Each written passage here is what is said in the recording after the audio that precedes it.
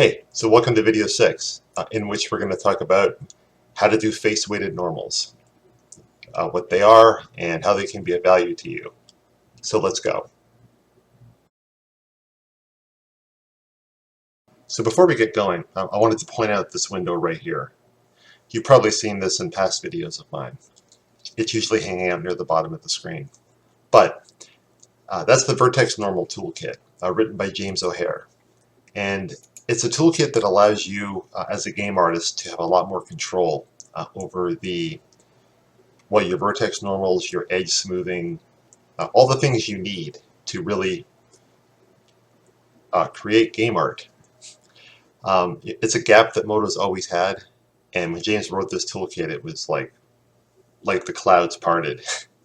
He works at the Foundry now, by the way, and well deserved, because scripts like this have been the lifeblood of the game art community for a little while now. These toolkits, well, not these toolkits, but scripts like this are available for all the major modeling packages. So if you search for your modeling package and face-weighted normals, you'll find a script, I'm sure, that does it. So let's take a look at the functionality of it.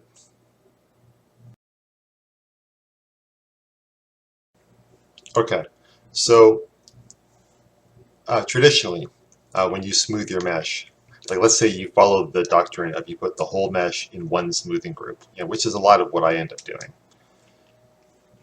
When you have a 90-degree angle like this, that smooths it out visually, to where it's nice and smooth, but obviously your vertex normals are telling a much different story.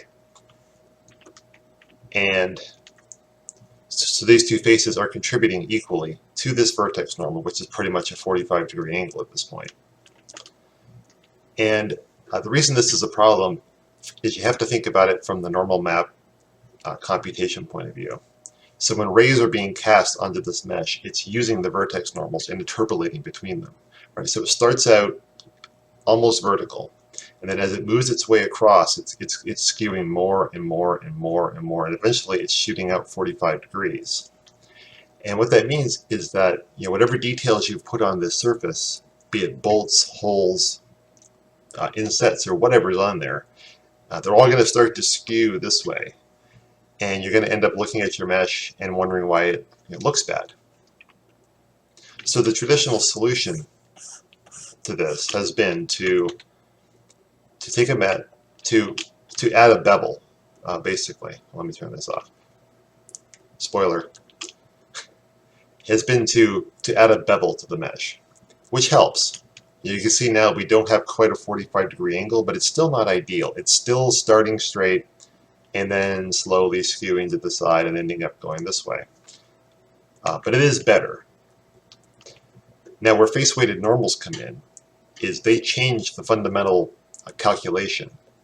So all the faces that touch a vertex are not treated equally. The ones that are bigger have more influence. So what that looks like is, let me turn it on. Okay, so this top face is much bigger as compared to this beveled edge here. And so his influence on this vertex normal is much more than it is here.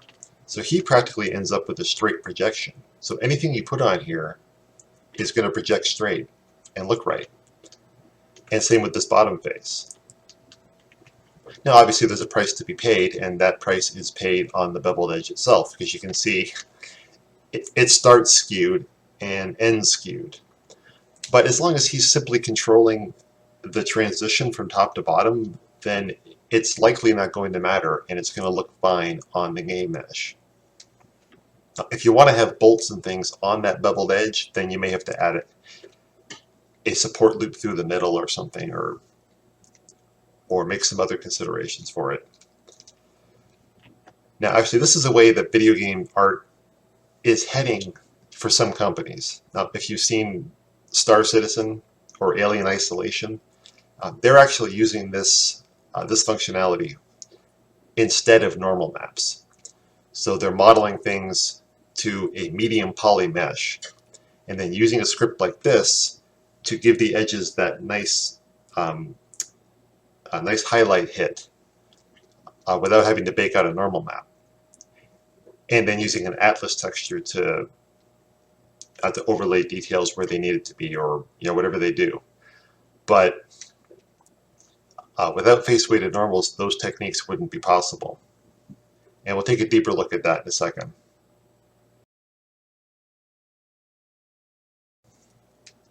So a technique that's come along in recent years that some game companies are starting to use is called medium poly modeling. And that's pretty much exactly what it sounds like. Instead of having a super low poly model in the level, you'll have a medium poly model in the level. And that medium poly model, the only real difference from the low is that certain things are going to be modeled in, like edge bevels or rounded parts will have more facets on them and that kind of thing. But it's a trade-off because when you're using medium poly modeling, you're not baking a normal map. So either you're baking a normal map or using medium poly modeling is sort of, depends what's faster for your company, right? And you've seen this at play already in games like Alien Isolation or Star Citizen.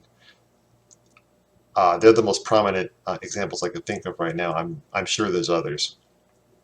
But for a real quick demonstration, let's look at this cube here.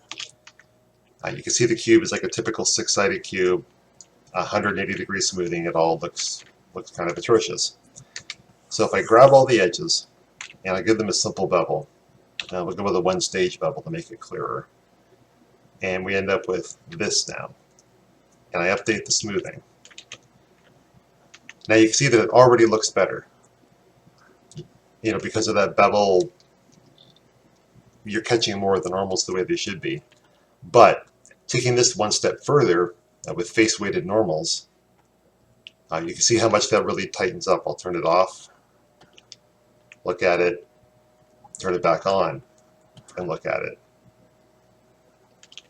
And so that's basically what they're doing. They're applying that technique across their entire prop. And they're finding it more efficient and the visual difference to be minimal. So really that's it.